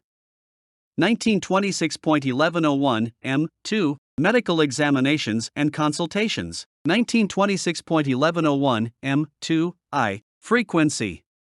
The employer shall make available medical examinations and consultations to each employee covered under paragraph M1I of this section on the following schedules: 1926.1101 M2IA through 1926.1101 M2IE, prior to assignment of the employee to an area where negative pressure respirators are worn. When the employee is assigned to an area where exposure to asbestos may be at or above the permissible exposure limit for 30 or more days per year, or engage in Class 1, 2, or 3 work for a combined total of 30 or more days per year, a medical examination must be given within 10 working days following the 30th day of exposure, and at least annually thereafter. If the examining physician determines that any of the examinations should be provided more frequently than specified, the employer shall provide such examinations to affected employees at the frequencies specified by the physician. Exception: no medical examination is required of any employee if adequate records show that the employee has been examined in accordance with this paragraph within the past 1-year period. 1926.1101 M2 the second Content. Medical examinations made available pursuant to paragraphs M2IA through M2IC of this section shall include 1926.1101 M22A through 1926.1101 M22D, a medical and work history with special emphasis directed to the pulmonary, cardiovascular, and gastrointestinal systems. On initial examination, the standardized questionnaire contained in Part 1 of Appendix D to this section, and, on annual examination, the abbreviated standardized questionnaire contained in Part 2 of Appendix D to this section. A physical examination directed to the pulmonary and gastrointestinal systems, including a 14 by 17 inch or other reasonably sized standard film or digital posterior anterior chest X-ray to be administered at the discretion of the physician, and pulmonary function tests of forced vital capacity, FVC, and forced expiratory volume at 1 second, FEV1. Classification of all chest X-rays shall be conducted in accordance with Appendix E to this section. Any other examinations or tests deemed necessary by the examining physician. 1926.1101 M3. Information provided to the physician. The employer shall provide the following information to the examining physician. 1926.1101 M3 I through 1926.1101 M3 V. A copy of this standard and appendices D, E, and I to this section. A description of the affected employee's duties as they relate to the employee's exposure, the employee's representative exposure level or anticipated exposure level. A description of any personal protective and respiratory equipment used or to be used, and information from previous medical examinations of the affected employee that is not otherwise available to the examining physician. 1926.1101 M4. Physician's written opinion. 1926.1101 M4 I. The employer shall obtain a written opinion from the examining physician. This written opinion shall contain the results of the medical examination and shall include 1926.1101 M4 I A through 1926.1101 M4 I D. The physician's opinion as to whether the employee has any detected medical conditions that would place the employee at an increased risk of material health impairment from exposure to asbestos. Any recommended limitations on the employee or on the use of personal protective equipment such as respirators, and a statement that the employee has been informed by the physician of the results of the medical examination and of any medical conditions that may result from asbestos exposure. A statement that the employee has been informed by the physician of the increased risk of lung cancer attributable to the combined effect of smoking and asbestos exposure. 1926.1101 M4 2. The employer shall instruct the physician not to reveal in the written opinion given to the employer specific findings or diagnoses unrelated to occupational exposure to asbestos. 1926.1101 M4 3. The employer shall provide a copy of the physician's written opinion to the affected employee within 30 days from its receipt. 1926.1101 N. Record keeping. 1926.1101 N1. Objective data relied on pursuant to paragraph F to this section. 1926.1101 N1 I. Where the employer has relied on objective data that demonstrates that products made from or containing asbestos or the activity involving such products or material are not capable of releasing fibers of asbestos in concentrations at or above the permissible exposure limit and/or excursion limit under the expected conditions of processing, use, or handling to satisfy the requirements of paragraph F. The employer shall establish and maintain an accurate record of objective data reasonably relied upon in support of the exemption. 1926.1101 N1 2. The record shall include at least the following information. 1926.1101 N1 2 A through 1926.1101 N1 2 E. The product qualifying for exemption, the source of the objective data, the testing protocol, results of testing, and/or analysis of the material for the release of asbestos, a description of the operation exempted and how the data support the exemption, and other data relevant to the operations, materials, processing, or employee exposures covered by the exemption. 1926.1101 N1 3. The employer shall maintain this record for the duration of the employer's reliance upon such objective data. 1926.1101 N2. Exposure measurements. 1926.1101 N2 I. The employer shall keep an accurate record of all measurements taken to monitor employee exposure to asbestos as prescribed in paragraph F of this section. Note: the employer may utilize the services of competent organizations such as industry trade associations and employee associations to maintain the records required by this section. 1926.1101 N2 2. This record shall include at least the following information. 1926.1101 N2 2 A through 1926.1101 N2 2 F. The date of measurement, the operation involving exposure to asbestos that is being monitored, sampling and analytical methods used in evidence of their accuracy, number, duration, and results of samples taken, type of protective devices worn, if any, and name and exposure of the employees whose exposures are represented. 1926.1101 N2 3. The employer shall maintain this record for at least 30 years, in accordance with Section 1910.1020 of this chapter. 1926.1101, N. 3. Medical surveillance. 1926.1101, N. 3. I. The employer shall establish and maintain an accurate record for each employee subject to medical surveillance by paragraph M of this section, in accordance with Section 1910.1020 of this chapter. 1926.1101, N. 3. 2. The record shall include at least the following information. 1926.1101, N. 3. 2. A. Through 1926.1101, N. 3. 2. E. The name of the employee. A copy of the employee's medical examination results, including the medical history, questionnaire responses, results of any tests, and physician's recommendations. Physician's written opinions, any employee medical complaints related to exposure to asbestos, and a copy of the information provided to the physician as required by paragraph M of this section. 1926.1101, N. 3. 3. The employer shall ensure that this record is maintained for the duration of employment plus 30 years, in accordance with Section 1910.1020 of this chapter. 1926.1101, N. 4. Training records. The employer shall maintain all employee training records for 1 year beyond the last date of employment by that employer. 1926.1101, N. 5. Data to rebut PACM.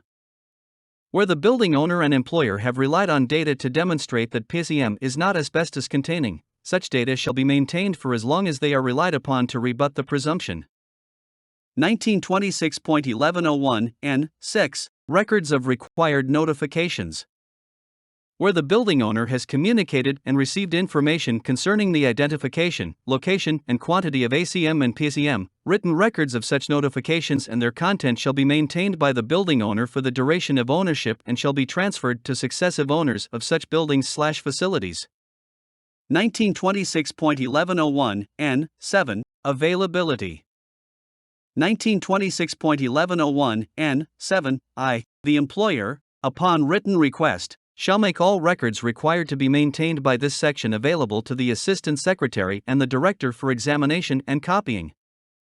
1926.1101, N. 7. 2. The employer must comply with the requirements concerning availability of records set forth in 29 CFR 1910.1020.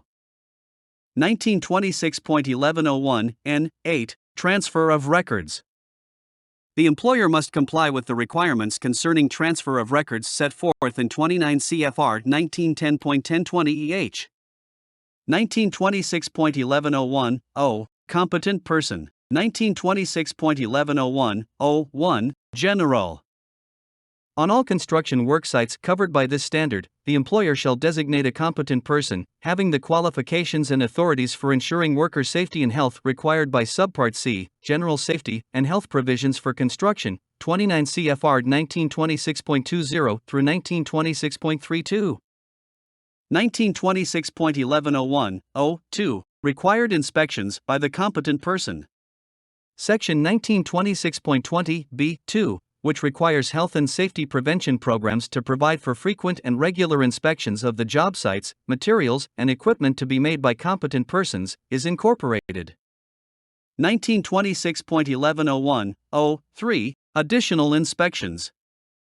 In addition, the competent person shall make frequent and regular inspections of the job sites, in order to perform the duties set out below in paragraph O3I of this section. For Class 1 jobs, on-site inspections shall be made at least once during each work shift, and at any time at employee request. For Class 2, 3, and 4 jobs, on-site inspections shall be made at intervals sufficient to assess whether conditions have changed, and at any reasonable time at employee request. 1926.1101, O3I. On all work sites where employees are engaged in Class 1 or 2 asbestos work, the competent person designated in accordance with paragraph E6 of this section shall perform or supervise the following duties, as applicable. 1926.1101, O3I-A through 1926.1101, O3I-H. Set up the regulated area, enclosure, or other containment. Ensure, by on-site inspection, the integrity of the enclosure or containment. Set up procedures to control entry to and exit from the enclosure and/or area.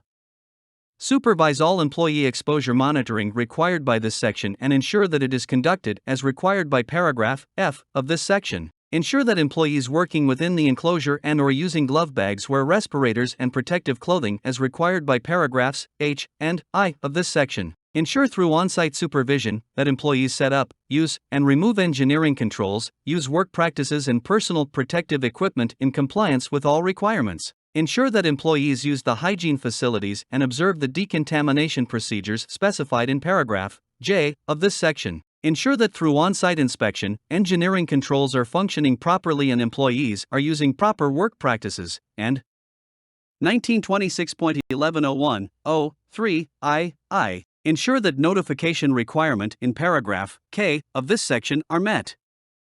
1926.1101.03.2 reserved. 1926.1101.04 for Class 1 and 2 asbestos work, the competent person shall be trained in all aspects of asbestos removal and handling, including abatement, installation, removal and handling, the contents of this standard, the identification of asbestos, removal procedures, where appropriate, and other practices for reducing the hazard. Such training shall be obtained in a comprehensive course for supervisors that meets the criteria of EPA's Model Accreditation Plan, 40 CFR Part 763, Subpart E, Appendix C, such as a course conducted by an EPA-approved or state-approved training provider, certified by EPA or a state, or a course equivalent in stringency, content, and length. 1926.1101.04.2 for Class 3 and 4 asbestos work, the competent person shall be trained in aspects of asbestos handling appropriate for the nature of the work, to include procedures for setting up glove bags in mini enclosures, practices for reducing asbestos exposures, use of wet methods, the contents of this standard, and the identification of asbestos. Such training shall include successful completion of a course that is consistent with EPA requirements for training of local education agency maintenance and custodial staff as set forth at 40 CFR 763.92, A2, or its equivalent in stringency, content and length. Competent persons for Class 3 and 4 work may also be trained pursuant to the requirements of paragraph 0.4i of this section. 1926.1101 p. Appendices. 1926.1101 p.1 Appendices A, D, and E to this section are incorporated as part of this section, and the contents of these appendices are mandatory. 1926.1101 p.2 Appendices B, F, H, I, J, and K to this section are informational and are not intended to create any additional obligations not otherwise imposed or to detract from any existing obligations.